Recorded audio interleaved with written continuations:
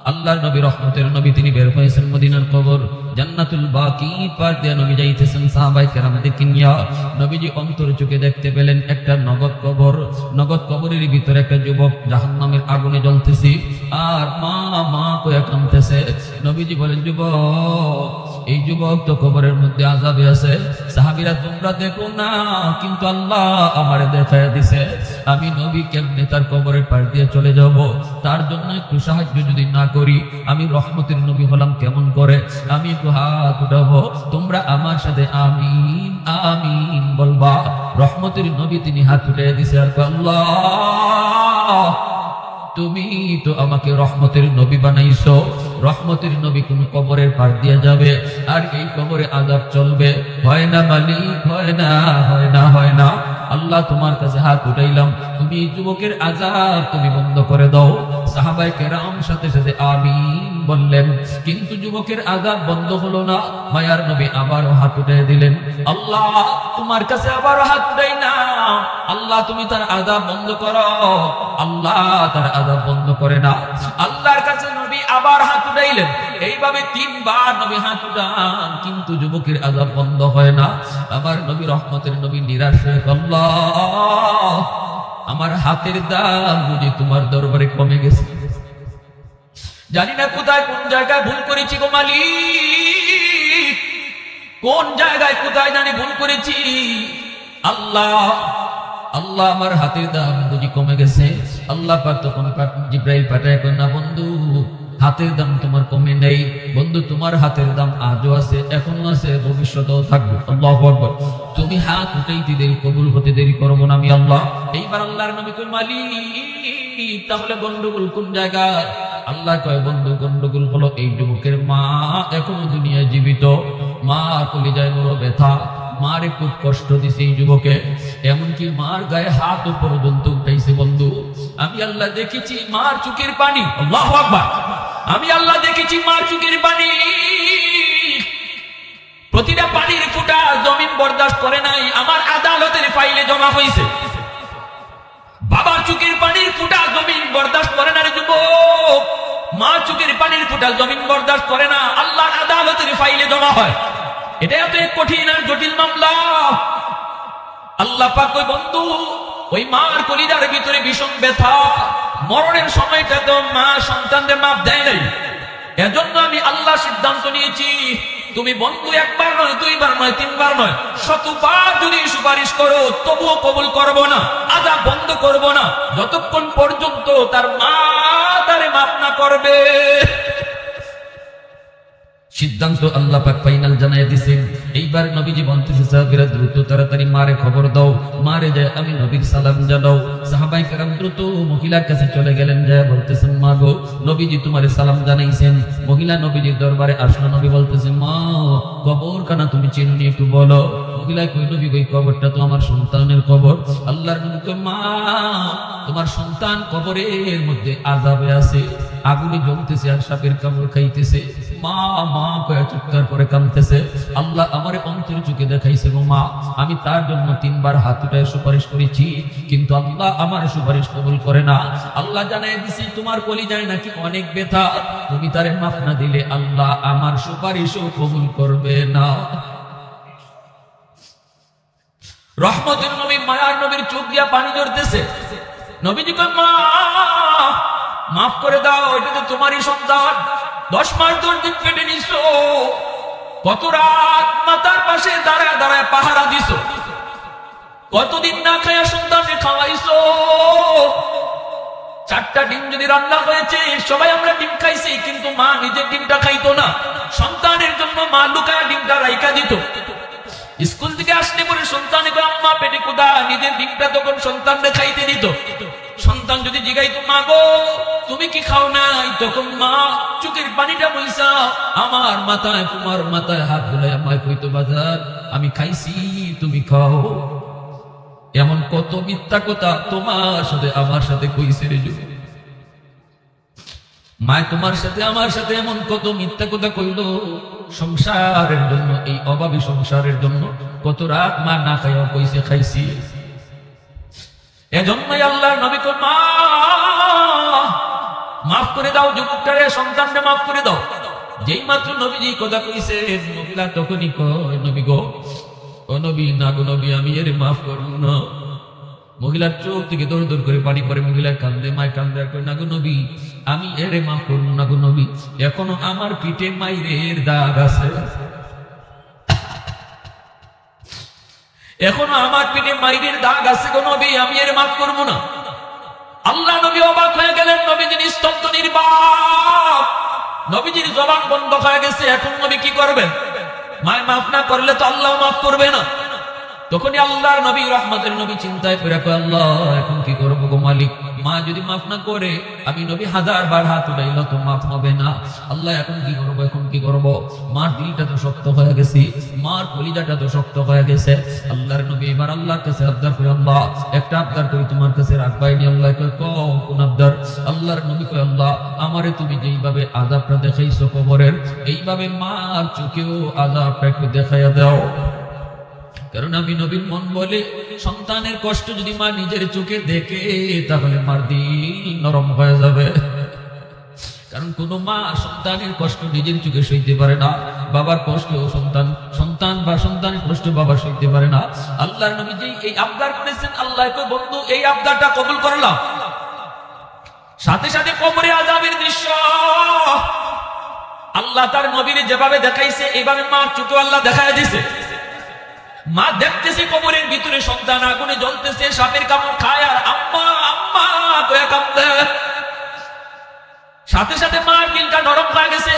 মা চিৎকার দিয়া কয়, নবী গো, আমি বুঝি নাই, আমি বুঝি নাই, আমি বুঝি নাই গো নবী, আমি আমার সন্তানকে মাফ করে দিছি। মাফ করতে দেরি হয়েছে, আযাব বন্ধ হতে দেরি হয় নাই। পৃথিবীতে মায়ের মতো আপন কেউ হবে না, তোমরা কোনদিনও মায়েরই মনেতে কষ্ট দিও না, তোমরা কোনদিনও মায়েরই মনেতে কষ্ট দিও না। পৃথিবীতে মায়ের মতো আপন কেউ হবে না, পৃথিবীতে মায়ের মতো আপন কেউ হবে না, তোমরা কোনদিনও মায়েরই মনেতে কষ্ট দিও না, তোমরা কোনদিনও মায়েরই মনেতে কষ্ট দিও না।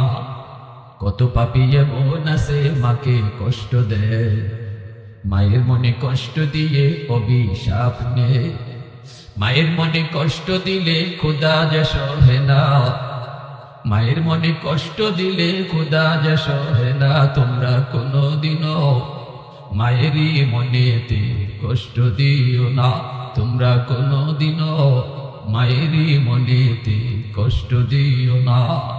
এর যুবক একটু দিলটা নরম করে কথাটা বোঝার চেষ্টা করো। হাদিস শরীফের ভিতরে এসেছে, হাদিসে কুদসি, আল্লাহর নবী, রহমতের নবী বলছেন, কিন্তু ভাষাটা কোনো আল্লাহর। আল্লাহ নিজে বলতেছেন, জানবি প্রতিদিন জমিন আমি আল্লাহর কাছে আবদার করে, প্রতিদিন জমিন আমার কাছে আবদার করে, দুনিয়ার সকল জমিন এরকম আবদার করে। কি আবদার? আল্লাহ বলে, আলা কুল্লা ইয়াউমিন ওয়াল আরদা ইস্তাজিলু রাব্বাহু ওয়াল বাহরা ইস্তাজিলু রাব্বাহু ওয়াল মালাইকাতু ইস্তাজিলু রাব্বাহু আবতালু ইবনা আদম ফি কারি। আল্লাহ পাক জমিন আমারে প্রতিদিন কয়, মালিক আর কত আমি বেনামাজির পায়ের বোঝা আর কত নিমু, আল্লাহ শুকুরের পায়ের আওয়াজ আর কত শুনবো, আমি জমিন আর কত ওই ঘুষখোরের পায়ের আওয়াজ শুনবো, আমি আর কত ওই জিনাকুরের পায়ের বোঝা নিব।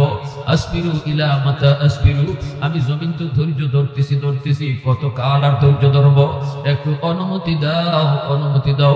নাফরমান দেখো না নামাজটা না পড়া কেমনে আমি জমিনের উপর দিয়ে হাঁটে, একটু অনুমতি যদি তুমি দাও তাহলে আমি জমিন মুহূর্তের ভিতরে ফেটে ওরে ভিতরে গিলে ফেলবো, আমি ওরে আর হাঁটতে দেব না, এর বোঝার আমি সইব না, এর পায়ের আওয়াজ আর শুনতে চাই না। আল্লাহ একটু অনুমতি দিবানি, আবদালু ইবনা আদম ফি কারি, আমি ওরে গিলে ফেলবো। আল্লাহ পাক কয়, কেন? কয়, দেখো না কেমন করে নাফরমানি করে, তুমি তারে হাত দিছো অথচ এই হাত দিয়া নাফরমানি করে, তুমি তারে পা দিছো পা দিয়া নাফরমানিতে যায়, তুমি তারে চোখ দিয়েছো এই চোখ দিয়া নাফরমানি দেখে। আল্লাহ আমি জমিন কত আর এটা সহ্য করব?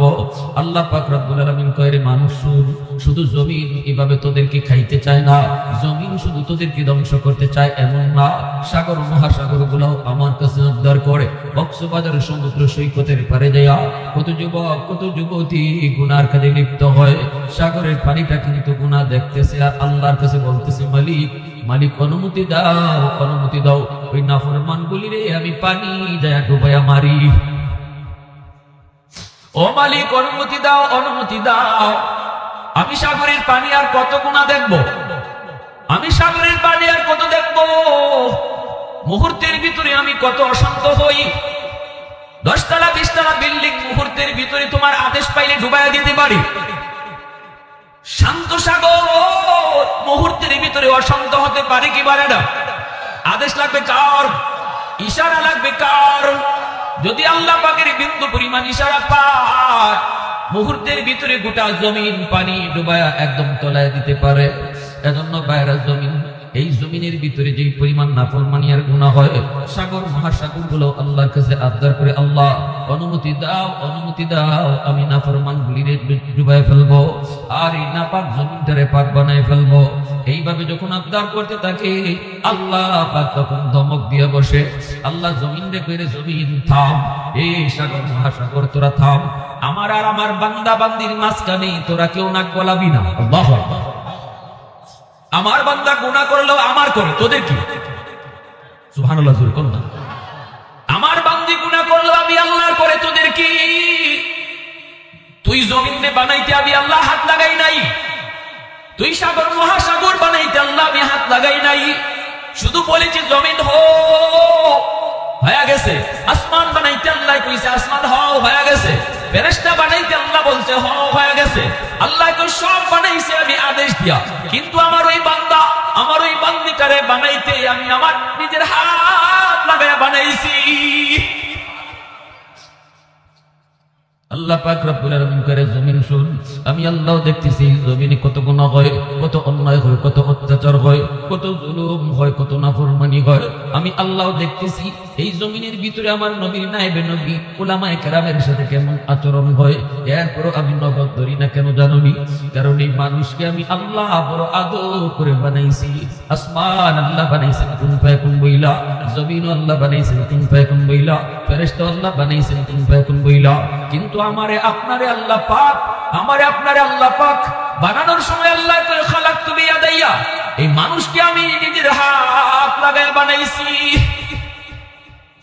কারণ এই চেহারার মধ্যে এত দামি কপাল, এই কপাল আমি বানাইছি আমার সিজদার জন্য। যেই কপাল আমি আমার সিজদার জন্য বানাইলাম, এই কপাল ফেরেশতাদের হাতে বানাইলে হয় না, এই কপাল আদেশ দিয়া বানাইলেও হয় না, কপালটা আমি আমার নিজের হাত লাগায় বানাইছি রে বান্দা। এত আদর করে তোরে বানাইলাম, এত আদর, শুধু আদর নয়, মায়ের পেটে আমি আল্লাহ তোরে খাওয়াইলাম, মার পেট থেকে দুনিয়াতে তুই আসবি, তুই কান্না করো, চিন্তার মধ্যে পড়ে গেলি, দুনিয়া আসতে তুই চাও না। আমি আল্লাহ বললাম বান্দা তুই যা দুনিয়ায়, খাওয়ার টেনশন তুই করবি না, তুই দুনিয়াতে যাওয়ার আগেই তোর মার বুকে আমি খানা রেডি রাখছি। একটু আওয়াজ দিয়া সুবহানাল্লাহ, আরো জোরে সুবহানাল্লাহ। এ ভাই যুবক, আল্লাহ পাক রব্বুল আলামিন কই জানোনি? যতদিন পর্যন্ত এই জমিনে 4 দল থাকবে ততদিন পর্যন্ত আমি জমিন টিকায় রাখবো। যত গুনাহ হোক এরপর আমি জমিন টিকায় রাখবো। যতদিন জমিনে 4 দল থাকবে, 1 নাম্বার হলো আল্লাহ বলে লাউলা মাশাইখু রুক্কা ওয়াশবাবু খুশা ওয়াল আতফালু রুদ্দা ওয়াল আনআমু রুদ্দা তুসসামাআ হাদিদা ওয়াল আরদা খাফসাফা ওয়াত তুরাবা রামাদা ওয়ামা আনজালতু মিনাস সামাই কাতরা ওয়ামা আম্বাতু মিনাল আরদি নাবাতা বাল আনজালতু আলাইকুমুল আযাবা সাফা। আল্লাহ পাক রব্বুল আলামিন কয় জানোনি? 1 নাম্বার হলো এই জমিনের ভিতরে আমার কিছু বৃদ্ধ বান্দা বান্দি আছে, চুল দাড়ি তাদের সাদা হয়ে গেছে, কোমরে তার ব্যথা, হাঁটুতে তার ব্যথা, রুকু করতে গেলে তার বড় কষ্ট হয়, সিজদায় গেলে পরে তার বড় কষ্ট যেন রক ছিঁড়ে যায়। এত কষ্ট করে আমার বান্দাটা কষ্ট করে করে যখন আমাকে রুকু দেয়, সেজদা দেয়, কষ্ট হয়। এরপর যখন সেজদা দেয় তখন এই সেজদার দিকে তাকাইলে এই জমিনের প্রতি আমার মায়া লেগে যায়। আল্লাহ বলে 2 নম্বর দল হলো আশ-শাবাবু খুশা। এই জমিনের ভিতরে আমি আল্লাহ যখন দেখি কিছু যুবক যৌবনের পাগলামি করে না, অথচ তার যৌবনের পাগলামি করার ইচ্ছা আছে, না সে যৌবনের পাগলা করার লাগাম টেনে ধরে। আমি আল্লাহ যখন দেখি জমিনের ভিতরে কিছু যুবক যৌবনে নামাজ পড়ে, আমি যখন দেখি যৌবনে সে মাথায় টুপি রাখে, আমি যখন দেখি যৌবনে তার মুখে নবীর সুন্নতি দাঁড়িয়ে, আমি যখন দেখি মার সেবা করে, বাবার সেবা করে, আমি যখন দেখি মুরব্বীদেরকে সে শ্রদ্ধা করে, আমি যখন দেখি সে উলামায়ে কেরামকে তাজিম করে, আমি যখন দেখি সে গানের আয়োজন করে না ওয়াজ মাহফিলের আয়োজন নিয়ে ব্যস্ত থাকে, আমি আল্লাহ যখন দেখি কলিজার ভিতরে নাপাক প্রেম না, আমি আল্লাহর প্রেম অন্তরে জমায় নেয়, ওই যুবকের কলিজার দিকে যখন আমি তাকাই, তখনই এই জমিনের প্রতি আমি আল্লাহর বড় মায়া লেগে যায়। এ যুবক, তুমি আমি আমার নিজের মূল্য বুঝি না, আমি নিজের চিনি না, আল্লাহ তোমারে চিনায় দিতেছে। তোমার মতো যুবকের উসিলায় আল্লাহ জমিন টিকায় রাখে। এই জমিনের ভিতরে যেই পরিমাণ গুনাহ হয়, নাফরমানি হয়, যেই পরিমাণ অন্যায় হয়, যেই পরিমাণ অত্যাচার হয়, বহু আগে জমিনে গজব আইসা জমিন ধ্বংস করে দিত। আল্লাহর পক্ষ থেকে গুনাহ সব সময় গজবটাই না নিয়ে আসে। এরপরও গজব আসতে চায়, কিন্তু গজবের আগে রহমত চলে যায়। ইন্না রহমতি সাবাকাত আলা গজবি। কখন আল্লাহ যখন দেখি যুবকের কলিজায় আমি আল্লাহর প্রেম, আল্লাহু আকবার, আমি যখন দেখি যুবতীর কলিজায় আমি আল্লাহর প্রেম, তখনই আমার রহমত গজবের আগে চলে যায়। আওয়াজ দিয়া কন্যা সুবহানাল্লাহ, আরো জোরে সুবহানাল্লাহ। আহাদুন লাইসা কামিসলিক সামাদুন লাইসা কাফাদলি লিমানিল মুলকু তুগুই তুসাদাওয়ার খুদাই, তো খুদা বন্দে ইয়ামিনি, তো খুদা বন্দে ইয়াসারি, তো খুদা বন্দে জমিনি, তো খুদা বন্দে সামাই, তো রহিমি, তো করিমি, তো সামিঈ, তো বসিরি, তো মুইদ্দি, তো মুদিল্লি, তো মালিকিল আরশ বজাই, বরি আজ চুম চেরাই, বরি আজ সুরতে রঙ্গি, বরি আজ ইজ্জ নিয়াজি, বরি আজ বীম উম্মীদি, বরি আজ খুরদন ও খুফতন, বরি আজ তুহমতে মরদন, বরি আজ বীম উম্মীদি, বরি আজ রঞ্জ বালাই। আল্লাহু আকবার। মুসলমানের আওয়াজ এখন আল্লাহু আকবার।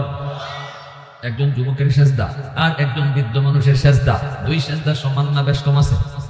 যেরকম সমান না বেশ কম আছে?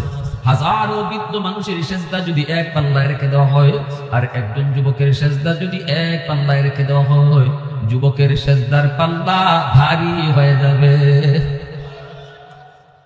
যৌবন কাল হলো আল্লাহর ওলি হওয়ার বয়স। এই জমিনে যত আল্লাহর ওলি হয়েছেন, সবাই ওলি হয়েছেন যৌবন কালে। আল্লাহু আকবার। যৌবনের ইবাদত আল্লাহর ওলি বানায় দেয়, যৌবনের নামাজ আল্লাহর ওলি বানায় দেয়, যৌবনে গুনাহ থেকে বাঁচা আল্লাহর ওলি বানায় দেয়। সুবহানাল্লাহ জোরে বলেন। এজন্যই আল্লাহর নবী বলেছেন লা ওয়ারআতাল কাফি আও কামা ক্বালান নবী আলাইহিস সালাম। নবীজি বলেন গুনাহ করার শক্তি যার আছে, গুনাহ করার সুযোগ যার আছে, এরপরও যে গুনাহ করে না, শক্তিও আছে, সুযোগ আছে, কেউ কিছু বলবে না, কেউ কিছু দেখবেও না, এরপরও যে গুনাহ করে না আল্লাহর ভয়ে, নবী বলেন সেই তোমাদের ভিতরে আল্লাহর ওলি। কি ভাই কথাটা বুঝে আসছে? গুনাহ করার ক্ষমতাও আছে, শক্তিও আছে, সুযোগ আছে, এরপর যে আল্লাহর ভয়ে গুনাহ করে না, নবী কয় সেই হলো তোমাদের ভিতরে আল্লাহর ওলি। যুবকের সুযোগও ছিল, ক্ষমতাও ছিল, এরপর যে যুবক করে না, বুড়া মানুষ, বৃদ্ধ মানুষ, বয়সের কারণে চাইলেও বহু গুনাহ করতে পারবে না, ঠিক না? কিন্তু যুবক এমন না, যুবক চাইলেই পারে। আজকে এই এলাকার যুব সমাজ যদি ওয়াজ মাহফিল না করায় গানের প্রস্তুতি নিত, পারতো কি পারতো না? এটাও পারতো, কারণ যুবকরা পারে না এমন কোনো কাম নাই। জোরে বলেন। সমাজের মুরব্বীদের দায়িত্ব হলো যুবকদেরকে ভালো পথে আটকায় রাখা, ভালো লাইনে পরামর্শ দিয়ে আটকায় রাখা। যুবক সে তার পাগলা করা দৌড়াবে। এখন মুরব্বীদের দায়িত্ব হলো কোন দিকে দৌড় দিবে, এটা মুরব্বীরা পিছন থেকে তারা গাইডলাইন দেওয়া। যদি আপনারা তাদেরকে ভালো পথে দৌড় না দেওয়ান, সে কিন্তু খারাপ পথে দৌড় দিবে, ঠিক কিনা? হ্যাঁ, কিয়ামতের ময়দানে যদি সে জাহান্নামী হয়, গান গাওয়ানোর কারণে বলবে, আল্লাহ আমার এলাকার মুরব্বীরা ডাকো, আমারে পরে জাহান্নামে দাও। আমি কোন লাইনে দৌড় দিব, কোন কাজে ব্যস্ত থাকবো, এটা আমার মুরব্বীরা পরামর্শ দেয় নাই, আমারে আমার মতো ছেড়ে দিছে। যদি কোনো সময় কোনো একটু ওয়াজ মাহফিল করানোর উদ্যোগ নিছি, এদের সহযোগিতাও পাই নাই। 1 বছর করাইছি, দেখছি মুরব্বীরা আইসুন না, পরের বছরই গানও গেছি। এই কথা আল্লাহ কোরআনে বলছে, রাব্বানা আতিহিম দিফাইনি মিনাল আযাব ওয়ালআনহুম লা'নান কাবীরা। যুবক ওই কথাই আল্লাহর সামনে বলবে, আল্লাহ যাদের গাইডলাইন না পাওয়ার কারণে আজ আমি গুনাহগার হলাম, জাহান্নামী হলাম, মদকুর হলাম, গাঞ্জাকুর হলাম, ইয়াবাকুর হলাম, আজ আমি এরকম গানের আয়োজন করে গান করে হলাম। যেই সমস্ত মুরব্বীদের কারণে যারা আমাকে সাপোর্ট দেয় নাই, আমাকে ভালো পথ দেখায় নাই, আল্লাহ তাদেরকে ডাকো, তাদেরকে আগে ডাকো। আমাকে যেই শাস্তি তুমি দিবা, এর ডাবল শাস্তি তাদেরকে দাও। 1 নম্বরে আমার বাপ মারে দাও, দাদা দাদিরে দাও, চাচা চাচিরে দাও, এরারে আগে দাও। এরপরে সমাজের লিডার যারা আছে এদেরকে ডাকো। এইভাবে কিন্তু যুবকরা আল্লাহর আদালতে এলাকার লিডারদেরকে ফাঁসিয়ে দিব। যদি এলাকার মুরব্বী আর লিডারগণ যুবকদেরকে ভালো পথে আঁকড়ে না রাখে, তাহলে আমাদের দায়বদ্ধতা আছে কিনা নাই? বাসবার হক নাই। যদি এই কথা মনে করি আমি তো নামাজ দিই, অসুবিধা কিতা, হেগে জাহান্নামের আগুনে ফিরে গে মরুক, আমার কি হইছে? আমি তো নামাজ পড়ি। আল্লাহ কয় ইজাত নামাজ আমি কবুলও করি না। তুমি খুব নামাজ পড়িনা নিজে বাঁচার লাগে একবারে আসমানে উঠে যেতেছো। আল্লাহ পাক এই জন্য বনি ইসরাঈলে পাঠাইছি ফেরেশতা, যাও পুরো এলাকাটা ধ্বংস করে দাও। ফেরেশতারা এখন একজন মানুষ জিকির করতে করতে চাল ফুল সব সহ একদম জুমুর জুমুর ডাকতেছে জিকিরের আওয়াজে। আল্লাহ তারে সহ মারতাম, আল্লাহকে তারে সহ কেন লাগে? বেটায় শুধু নিজেই জিকির করে, নিজেই শুধু বাঁচার ফিকির করে। ঘরের দ্বারে মানুষটা কোন হালে আছে, তার পাশে তার বাতিজা কোন অবস্থায় আছে, তার ফুলা কোন অবস্থায় আছে, কোনো খবর নাই। নিজে জিকির কইরা কইরা আমি আল্লাহরে ভাবা অত সহজ না, তারে সহ মারো।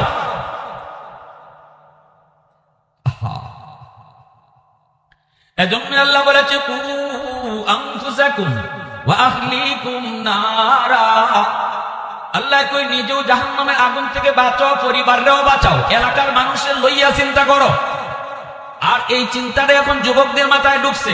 আজকের ওয়াজ মাহফিল করানোর উদ্দেশ্য হলো সমস্ত এলাকার মানুষ যেন আল্লাহরে চিনে, ঠিক না? শুধু নিজে বাঁচার নয়, সবাই যেন একসাথে আগুন থেকে বাঁচতে পারি। এই ফিকির নিয়ে যুবকরা আজকের মাহফিল আয়োজন করছে, ঠিক না ভাই? এই জিনিসটা আল্লাহর কাছে বড় মায়া, আল্লাহর কাছে বড় মায়া। আল্লাহ পাক যখন দেখে কোন মানুষ নিজে বাঁচার ফিকির শুনো না, উসমান হারুনি এই কথাই বলছিলেন, ও বাবাজিরা, এশার নামাজ যারা আমার পিছনে তোমরা যারা পড়ছো, ফজরের নামাজটা যদি আমার পিছনে পড়ো তাহলে আমার সাথে জান্নাতে যাইবা। শুনো শুনো, আমার এই কথাটা কিন্তু কেউ কারো কাছে বলতে পারবা না। যদি বলো তাহলে কিন্তু জাহান্নামে যাবা। সবাই এই কথা লইয়া বাড়িতে গেছে, সবাই তো গেছে গেছে, ঘুমাইছে ছেলের কাছে, ছেলেরে কিছু কয় না, ঘুমাইছে বাবার কাছে, বাবারে কিছু কয় না, বন্ধু বন্ধুর কাছে ঘুমাইল কিন্তু বন্ধুরে কিছু কয় না, ভাই ভাইয়ের কাছে ঘুমাইলো, ভাইকে কিছু বলে না। কারণ কইলেই না নিজে জাহান্নামে যাইতে হবে। ফজরে আযান হলে পরে সবাই যার যার মতো করে মসজিদে চলে আসলো। উসমান হারুনির পিছনে নামাজ পড়লেই জান্নাতে যাওয়া যাবে। আজকের ফজর যদি পড়া যায় তাহলে জান্নাত। উসমান হারুনি ফজরের নামাজ পড়ায়া মসজিদের পিছনে তাকায় দেখেন মসজিদ ভরপুর মুসল্লি, যে বারান্দা ভরপুর মুসল্লি, রাস্তাঘাট সব শুধু মুসল্লি আর মুসল্লি। উসমান হারুনি বুঝে গেছেন ঘটনা কি, এশার নামাজে তো এত মানুষ ছিল না, ফজরে এত মানুষ থেকে আসলো, তাহলে কেউ না কেউ বিষয়টা জানাইছে, কেউ না কেউ তাদেরকে জানাইছে। তার সাথে সাথে তিনি বলতেছেন, বলো কে তাদেরকে জানাইছো? একজনকে, হুজুর আমিনা আমিনা আমিনা, কসম খোদার আব্বার কাছে ঘুমাইছি, আব্বারাও কইছি না। হুজুর কসম খোদার সন্তানের কাছে ঘুমাইছি, সন্তানরাও কই নাই। ভাইয়ের কাছে ঘুমাইছি, ভাইকে বলি নাই। সবাই কয় না না, কই নাই কই নাই কই নাই। তাহলে এত মানুষে কইছে কেডায়? একজন মানুষ মাথার নিচের দিকে দিয়া কথা কয় না। উসমান হারুনি কয়, বাবা মাথা তুল। মাথার উঠানোর পর বলতেছে, তাহলে কি তুমি কইছো? উনি আস্তে করে মাথার নিচের দিকে দিয়া আদবের সাথে কয়, উস্তাদজি আমি সবাইকে জানাইছি। উসমান হারুনি কয়, কেন তুমি কি জাহান্নামে যাওয়ার শখ তোমার খুব বেশি? জানাইলে তো জাহান্নামে যাইবা, এটা কি শোনো নাই বলে শুনছি, তাহলে কেন তুমি জানাইছো? উনি কয়, উস্তাদজি আমি চিন্তা করে দেখলাম যদি আমি কোনো মানুষকে না জানাই তাহলে আল্লাহ তৈরি জান্নাতে যাওয়ার সুযোগ শুধু আমার একা হয়। আল্লাহু আকবার। আমি শুধু একা আল্লাহর তৈরি জান্নাতে যাই, আমার ভাই এটা থেকে বঞ্চিত হয়, আমার আব্বা বঞ্চিত হয়, আমার এলাকার মানুষগুলো বঞ্চিত হয়। আমি চিন্তায় পড়ে গেলাম, না না, নিজে বাঁচার ফিকির করলে বাঁচা যায় না, এলাকা লইয়া ফিকির করলে বাঁচা যায়। তখন চিন্তা করলাম, না, আমি সারা রাত যাবত মানুষকে ডাকবো আর বলবো, ও আল্লাহর বান্দারা, যা করার করছো, আজকে ফজরের নামাজটা অন্তত উসমান হারুনির পিছনে পড়ো, আল্লাহর তৈরি জান্নাতে যাবা। এই কথাটা সবাই জানাইছে, আমি জানাইছি। উসমান হারুনি কয়, কেন কেন জানাইছো? তাহলে তুমি তো জাহান্নামে যাইবা। এতগুলা মানুষ আল্লাহর তৈরি জান্নাতে পাঠাইয়া, আল্লাহ তার এতগুলা বান্দারে জান্নাতে পাইয়া আমার এই কারণে জাহান্নামে দিয়া, যদি আল্লাহ খুশি থাকে আমিও খুশি। আওয়াজ দেখুন না সুবহানাল্লাহ। উসমান হারুনি কই, বাবা আয় আমার বুকে আয়। তিনি আর কেউ নন, তিনি হলেন মঈনুদ্দিন চিশতি রহমাতুল্লাহি আলাইহি।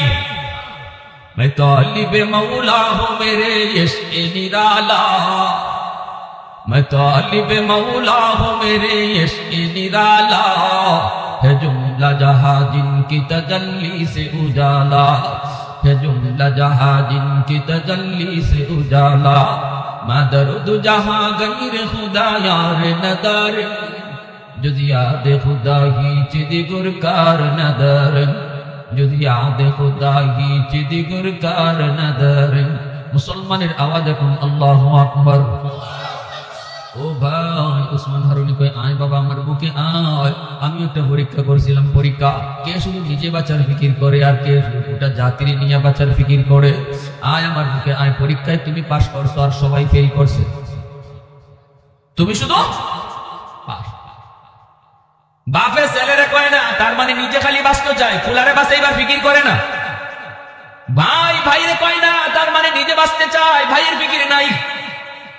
আয় আমার বুকে আয়, আমার পরীক্ষায় তুমি 100 পাস, হয়তো বেশি দিন দুনিয়ায় বাঁচবো না। বহুত বড় একটা জিম্মাদারি আল্লাহ আমার মাথায় একটা মুকুট পরায় রাখছিল, মারিফতের মুকুট। এই মুকুটটা আমি তোমার মাথায় দিয়া গেলাম।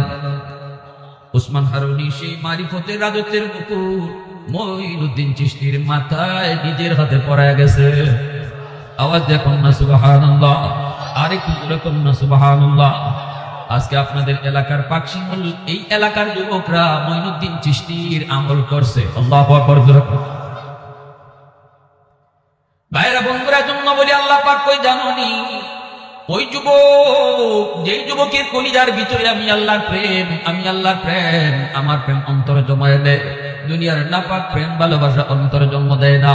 দুনিয়ার নাপাক প্রেম, প্রেম আজ হাসায় কাল কাঁদায়, কিন্তু আল্লাহর প্রেম কখনো কাঁদায় না। আল্লাহর প্রেম শুধু আনন্দ দেয়। ঠিক কিনা জোরে বলেন, আরো জোরে কোন ঠিক কিনা? নবীর প্রেম শুধু আনন্দ দেয়। ঠিক কিনা জোরে বলেন? নবীর প্রেম কোনোদিন বিপদে ফেলায় না, দুনিয়া তো না আখিরাতেও না। এজন্যই যুবক, দুনিয়ার জমিনে যৌবন কালে বাপ মার সাথে বেয়াদবি কইরো না। আল্লাহর নবী, রহমতের নবী, তিনি বের হয়েছেন মদিনার কবর জান্নাতুল বাকি পার দিয়ে নবী যাইতেছেন সাহাবায়ে কেরামদেরকে নিয়া। নবীজি অন্তর চোখে দেখতে পেলেন একটা নগদ কবর। নগদ কবরের ভিতরে একটা যুবক জাহান্নামের আগুনে জ্বলতেছে আর মা মা কয়ে কাঁদতেছে। নবীজি বলেন, যুবক, এই যুবক তো কবরের মধ্যে আযাবে আছে। সাহাবীরা, তোমরা দেখো না, কিন্তু আল্লাহ আমারে দেখায়া দিছে। আমি নবী কেমনে তার কবরের পার দিয়ে চলে যাব? তার জন্য একটু সাহায্য যদি না করি, আমি রহমতের নবী হলাম কেমন করে?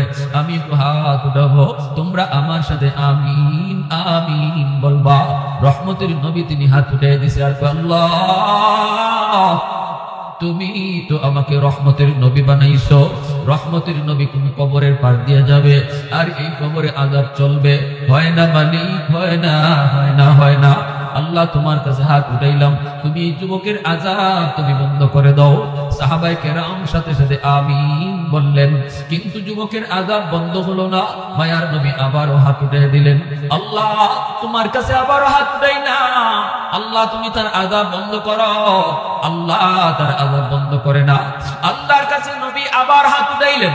এইভাবে 3 বার নবী হাত উঠান, কিন্তু যুবকের আযাব বন্ধ হয় না। আমার নবী রহমতের নবী নিরাশ হয়ে আল্লাহ আমার হাতের দাম বুঝি তোমার দরবারে কমে গেছে, জানি না কোথায় কোন জায়গায় ভুল করেছি গো মালিক, কোন জায়গায় কোথায় জানি ভুল করেছি। আল্লাহ আল্লাহ আমার হাতের দাম বুঝি কমে গেছে। আল্লাহ পাক তখন জিব্রাইল পাঠায়, না বন্ধু হাতের দাম তোমার কমে নেই বন্ধু, তোমার হাতের দাম আজও আছে, এখনো আছে, ভবিষ্যতেও থাকবে। আল্লাহু আকবার। তুমি হাত উঠাইতে দেরি, কবুল হতে দেরি করবো না আমি আল্লাহ, করি নাই, আমি কি করি নাই। আল্লাহ কেমন করা করছে আমার নবীর হাত বুঝেন। তাবুক যুদ্ধ থেকে নবী ফিরে আসতেছেন সাহাবায়ে কেরামদেরকে নিয়ে যুদ্ধে বিজয়ী হইয়া। আলী রাদিয়াল্লাহু তাআলা রাতের মধ্যে নবীর মাথা রেখে ঘুমাইছেন। আলী আসরের নামাজ পড়েন নাই, তিনি ভাবছেন নবী হয়তো একটু পরেই আবার উঠে যাবেন বিশ্রাম থেকে, তখন আমি আসরের নামাজটা পড়ে নিব। কিন্তু নবীজি চোখ লেগে গেল, সূর্য লাল হয়ে গেছে, কিছুক্ষণ পরেই সূর্যটা ডুবে যাবে।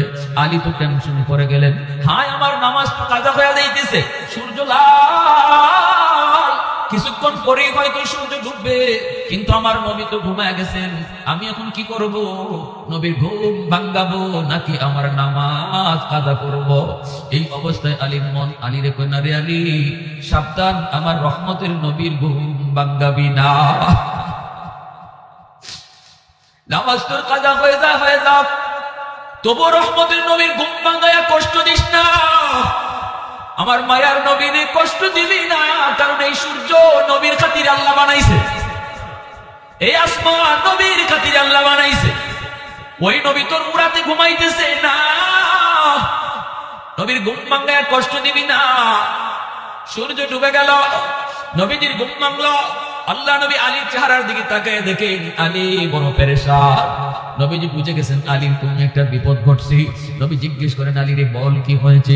আলী রাদিয়াল্লাহু তাআলা নূর চেহারা লাল হয়ে গেছে, চেহারার ভিতরে ভীষণ ভয়। নবী বলেন, যখনই তোমার পক্ষ থেকে কোনো গুনাহ হয়ে যাবে, যদি তোমার পেরেশানি লাগে, তাহলে বুঝবা তোমার ঈমান আছে, ঈমান আছে, ঈমান আছে। আর গুনাহ করার পরেও যদি তোমার অন্তরে পেরেশানি না লাগে, আল্লাহর নবী কয় স্কেল বলে দিলাম, তোমার অন্তরে ঈমান নাই, ঈমান নাই, ঈমান নাই। গুনাহ করার পর গুনাহ হওয়াটা অন্যায় না, গুনাহ হয়ে যাওয়ার পর যদি অন্তরে পেরেশানি লাগে, হায় আমি কি করলাম, আল্লাহ আমি ভুল করে ফেলেছি, আল্লাহ তুমি মাফ করো, এতটুকু পেরেশানি যদি আয়, নবী কয় এটা ঈমানের আলামত। আরো জোরে কোন আল্লাহু আকবার। মাল ঈমান ইয়া রাসূলুল্লাহ,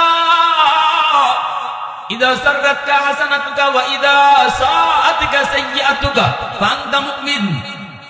এজন্যই আলী রাদিয়াল্লাহু তাআলা আনহুর চেহারা যখন পেরেশানি, নবীজি জিজ্ঞেস করেন, আলী রে ও আলী কি হয়েছে বল। আলী তো জবাব দেয় না, নবী নিজেই বলতেছে আসরের নামাজ কাজা হয়ে গেছে। আলী রাদিয়াল্লাহু তাআলা আনহু কয়, নবী গো আমি আসরের নামাজ পড়তে পারি নাই, সূর্য তো ডুবে গেল। আল্লাহর নবী কয়, আলী আমারে ডাক দিলি না কেন? আলী তখন চোখের পানি ছেড়ে কয়, নবী গো আমার মন বলেছে না রে আলী না, সূর্য ডুবে যায়, ডুবে যা, তবু রহমতের নবীর ঘুম ভাঙাবি না। সাথে সাথে আল্লাহ নবী হাত উঠায় দিছেন, হাত উঠে এক, আল্লাহ তোমার বন্ধুর আরামের জন্য আমার আলীর আসরের নামাজ কাজা হয়েছে, তোমার সূর্য ডুবে গেছে। ডুবে যাওয়ার কারণ হলো তোমার বন্ধুর একটু আরামের জন্য আলী ডাক দেয় নাই। ও মালিক তোমার হাবিব হাত উঠাইলো, এই হাত উপরে থাকতে থাকতে সূর্য আবার আকাশে উঠায় দাও, ডুবন্ত সূর্য আকাশে উঠাও। আল্লাহর নবীর হাত উপরে থাকতে থাকতে আল্লাহ সূর্য আবার আকাশে উঠাইছে, আলী টাইম মতো নামাজ আবার আদায় করছে। আওয়াজ দিয়া কন্যা সুবহানাল্লাহ, মুসলমানের আওয়াজ দিয়ে সুবহানাল্লাহ। হায়দার তেরা নাম সে ইসলাম रहेगा, हैदर तेरा नाम से इस्लाम रहेगा, दुनिया की शजाअत में तेरा नाम रहेगा, दुनिया की शजाअत में तेरा नाम रहेगा, उस्मान तेरा नाम से इस्लाम रहेगा, दुनिया की सखावत में तेरा नाम रहेगा, मुआविया तेरा नाम से इस्लाम रहेगा, दुनिया की सियासत में तेरा नाम रहेगा। দুনিয়া কি সিয়াসত মে তেরা নাম রহেগা। মুসলমানের আওয়াজ এখন আল্লাহু আকবার। তাহলে নবীজির হাতের দাম আছে না নাই? আল্লাহর নবী 3 বার হাত উঠান, কিন্তু যুবকের কবরের আযাব আল্লাহ বন্ধ করেন না, নবীজির সুপারিশ আল্লাহ কবুল করেন না। সাহাবায়ে কেরাম শুধু আমিন আমিন বলেন, কিন্তু আমিন তো কবুল হয় না। এইবার আল্লাহর নবী তো মালিক, তাহলে গন্ডগোল কোন জায়গায়? আল্লাহ কয় বন্ধু, গন্ডগোল হলো এই যুবকের মা এখনো দুনিয়ায় জীবিত, মার কলিজায় বড় ব্যথা, মারে খুব কষ্ট দিছে এই যুবকে, এমনকি মার গায়ে হাত পর্যন্ত উঠাইছে। বন্ধু, আমি আল্লাহ দেখেছি মার চোখের পানি, আল্লাহু আকবার, আমি আল্লাহ দেখেছি মার চোখের পানি, প্রতিটা পানির ফোঁটা জমিন বরদাস্ত করে নাই, আমার আদালতের ফাইলে জমা হয়েছে। বাবার চোখের পানির ফোঁটা জমিন বরদাস্ত করে না রে যুবক, মা চোখের পানির ফোঁটা জমিন বরদাস্ত করে না, আল্লাহর আদালতের ফাইলে জমা হয়। এটা এত কঠিন আর জটিল মামলা। আল্লাহ পাক কয় বন্ধু, ওই মার কলিজার ভিতরে ভীষণ ব্যথা, মরণের সময়টাতে মা সন্তানদের মাপ দেয় নাই। এজন্য আমি আল্লাহ সিদ্ধান্ত নিয়েছি, তুমি বন্ধু 1 বার নয়, 2 বার নয়, 3 বার নয়, 100বার যদি সুপারিশ করো তবুও কবুল করব না, আযাব বন্ধ করব না, যতক্ষণ পর্যন্ত তার মা তারে মাফ না করবে। সিদ্ধান্ত আল্লাহ পাক ফাইনাল জানায় দিয়েছেন। এইবার নবীজি বলতেছে সাহাবীরা দ্রুত তাড়াতাড়ি মারে খবর দাও, মারে যায় আমি নবীর সালাম জানাও। সাহাবায়ে কেরাম দ্রুত মহিলার কাছে চলে গেলেন, যায় বলতেছেন মা গো, নবীজি তোমারে সালাম জানাইছেন। মহিলা নবীজির দরবারে আসলো, নবী বলতেছেন মা কবরখানা তুমি চেনো নি, একটু বলো। মহিলা কই নবী কই কবরটা তো আমার সন্তানের কবর। আল্লাহর নবী কই মা তোমার সন্তান কবরের মধ্যে আযাবে আছে, আগুনে জ্বলতেছে আর সাপের কামড় খাইতেছে। মা মা কয়ে চিৎকার করে কাঁদতেছে। আল্লাহ আমারে অন্তর চোখে দেখাইছে গো মা, আমি তার জন্য 3 বার হাত উঠায় সুপারিশ করেছি, কিন্তু আল্লাহ আমার সুপারিশ কবুল করে না। আল্লাহ জানায় দিছে তোমার কলিজায় নাকি অনেক ব্যথা, তুমি তারে মাফ না দিলে আল্লাহ আমার সুপারিশও কবুল করবে না। রহমতের নবী মায়ার নবীর চোখ দিয়া পানি ঝরতেছে। নবীজি কয় মা মাফ করে দাও, এটা তো তোমারই সন্তান, 10 মাস 10 দিন পেটে নিছো, কত রাত মাতার পাশে দাঁড়ায় দাঁড়ায় পাহারা দিছো, কতদিন না খায়া সন্তানকে খাওয়াইছো। 4টা ডিম যদি রান্না হয়েছে, সবাই আমরা ডিম খাইছি, কিন্তু মা নিজের ডিমটা খাইতো না, সন্তানের জন্য মা লুকায়া ডিমটা রাইখা দিত। স্কুল থেকে আসলে পরে সন্তানে কয় আম্মা পেটে ক্ষুধা, নিজের ডিমটা তখন সন্তানকে খাইতে দিত। সন্তান যদি জিগাইতো মা গো তুমি কি খাও নাই, তখন মা চোখের পানিটা মুইসা আমার মাথায় তোমার মাথায় হাত বুলাইয়া আমায় কইতো বাজার আমি খাইছি তুমি খাও। এমন কত মিথ্যা কথা তোমার সাথে আমার সাথে কইছে রে যুবক। মা তোমার সাথে আমার সাথে এমন কত মিথ্যা কথা কইলো সংসারের জন্য, এই অভাবী সংসারের জন্য কত রাত মা না খাইয়াও কইছে খাইছি। এজন্যই আল্লাহর নবী কয় মা মাফ করে দাও যুবকটারে, সন্তানকে মাফ করে দাও। যেই মাত্র নবীজি কথা কইছে মহিলা তখনই কয় নবী গো, ও নবী না গো নবী আমি এর মাফ করবো না। মহিলার চোখ থেকে দৌড় দৌড় করে পানি পড়ে, মহিলা কান্দে, মায় কান্দে, না গো নবী আমি এরে মাফ করবো না গো নবী, এখনো আমার পিঠে মাইরের দাগ আছে, এখনো আমার পিঠে মাইরের দাগ আছে গো নবী, আমি এর মাফ করবো না। আল্লাহ নবী অবাক হয়ে গেলেন, নবীজির স্তব্ধ নির্বাক, নবীজির জবান বন্ধ হয়ে গেছে। এখন নবী কি করবেন? মায় মাফ না করলে তো আল্লাহ মাফ করবে না। তখনই আল্লাহর নবী রহমতের নবী চিন্তায় পড়ে আল্লাহ এখন কি করবো গো মালিক, মা যদি মাফ না করে আমি নবী 1000 বার হাত উঠাইল তো মাফ হবে না। আল্লাহ এখন কি করবো, এখন কি করবো? মার দিলটা তো শক্ত হয়ে গেছে, মার কলিজাটা তো শক্ত হয়ে গেছে। আল্লাহর নবী এবার আল্লাহর কাছে আবদার করে, আল্লাহ একটা আবদার করি তোমার কাছে রাখবাইনি। আল্লাহ কয় কোন আবদার? আল্লাহর নবী কয় আল্লাহ আমারে তুমি যেইভাবে আযাবটা দেখাইছো কবরের, এইভাবে মার চোখেও আযাবটা একটু দেখাইয়া দাও। কারণ আমি নবীর মন বলে সন্তানের কষ্ট যদি মা নিজের চোখে দেখে তাহলে মার দিল নরম হয়ে যাবে। কারণ কোন মা সন্তানের কষ্ট নিজের চোখে সইতে পারে না, বাবার কষ্ট সন্তান, সন্তান বা সন্তানের কষ্ট বাবা সইতে পারে না। আল্লাহর নবী যে এই আবদার করেছেন, আল্লাহ কয় বন্ধু এই আবদারটা কবুল করলাম। সাথে সাথে কবরে আযাবের দৃশ্য, আল্লাহ তার নবীরে যেভাবে দেখাইছে এভাবে মার চোখে আল্লাহ দেখায় দিছে। মা দেখতেছে কবরের ভিতরে সন্তান আগুনে জ্বলতেছে, সাপের কামড় খায়, আর আম্মা আম্মা কয়ে কাঁদে। সাথে সাথে মার দিলটা নরম হয়ে গেছে। মা চিৎকার দিয়া কয়, নবী গো, আমি বুঝি নাই, আমি বুঝি নাই, আমি বুঝি নাই গো নবী, আমি আমার সন্তানকে মাফ করে দিছি। মাফ করতে দেরি হয়েছে, আযাব বন্ধ হতে দেরি হয় নাই। পৃথিবীতে মায়ের মতো আপন কেউ হবে না, তোমরা কোনদিনও মায়েরই মনেতে কষ্ট দিও না, তোমরা কোনদিনও মায়েরই মনেতে কষ্ট দিও না। পৃথিবীতে মায়ের মতো আপন কেউ হবে না, পৃথিবীতে মায়ের মতো আপন কেউ হবে না, তোমরা কোনদিনও মায়েরই মনেতে কষ্ট দিও না, তোমরা কোনদিনও মায়েরই মনেতে কষ্ট দিও না। কত পাপী এমন আছে মাকে কষ্ট দেয়, মায়ের মনে কষ্ট দিয়ে অভিশাপ নেয়, মায়ের মনে কষ্ট দিলে খোদা যে সহে না, মায়ের মনে কষ্ট দিলে খোদা যে সহে না, তোমরা কোনদিনও মায়েরই মনেতে কষ্ট দিও না, তোমরা কোনদিনও মায়েরই মনেতে কষ্ট দিও না। এজন্য আমার ভাইরা বন্ধু, আল্লাহ পাক রব্বুল আলামিন কয়, এ জমিন জানোনি এত গুনার পরও আমি জমিন কেন টিকায় রাখছি? দ্বিতীয় দল হলো ওই যুবকগুলি, যে যুবকগুলি যৌবনে আমি আল্লাহরে ভয় করে, যৌবনে নামাজি, যৌবনে বাপমার সেবাকারী, যৌবনে মুরব্বীদেরকে শ্রদ্ধা করে, যেই যুবক যৌবনে আমি আল্লাহর প্রেম অন্তরে জমায় নেয়, ওই যুবক যুবতীর সেজদার দিকে তাকাইলো জমিন টিকায় রাখি। 3 নম্বর আল্লাহ পাক বলে, ওয়াল আতফালু রুদ্দা, এই জমিনের ভিতরে ঘরে ঘরে কিছু শিশু বাচ্চা আছে।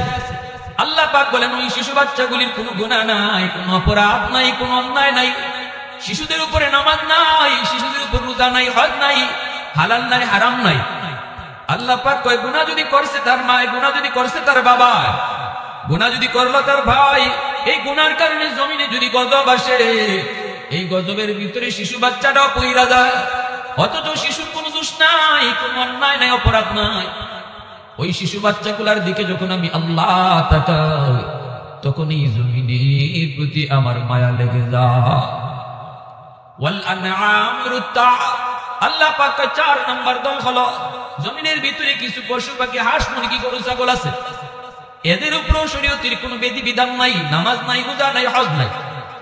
আযাব আর গজব মানুষের গুনার কারণে যদি আর গরু ছাগল হাঁস মুরগিও আযাবের মধ্যে গজবের মধ্যে পইরা যায়,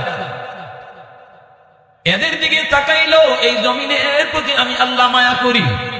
এজন্য বলি, অহেতুক হাইওয়ানকে মারবা না, গরু ছাগল হাঁস মুরগির উপরে জুলুম কইরো না। তোমার আমার গুনার কারণে বহু আগে আল্লাহ তোমাকে আমাকে শেষ করে দিত আযাব দিয়া, গজব দিয়া, কিন্তু দেয় না ওই গরুটার খাতিরে, ওই মুরগিটার খাতিরে, ওই হাঁসটার খাতিরে। আল্লাহু আকবার। কারণ গজব আইলে আমার সাথে হাঁস মুরগিটাও গজবে পইরা যাইতে পারে, এজন্য আল্লাহ জমিনের ভিতরে এমন গজব দেয় না। ভাইরা বন্ধুরা, জন্য বলে, যুবক শিশু বাচ্চাদের উপরও তোমরা কখনো অন্যায় করো না, জুলুম করো না, শিশুদেরকে কষ্ট দিও না, শিশুদের উপরে জুলুম কইরো না।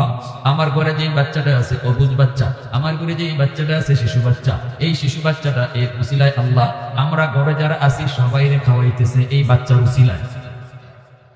সুবহানাল্লাহ, রাসূলুল্লাহ কন্না সুবহানাল্লাহ। আমার মতো গুনাহগারদের আল্লাহ খানা বন্ধ করে দিত, রিজিক বন্ধ করে দিত, কিন্তু এই করে রিজিক আল্লাহ বন্ধ করে না শিশু বাচ্চার উসিলায়। আল্লাহু আকবার।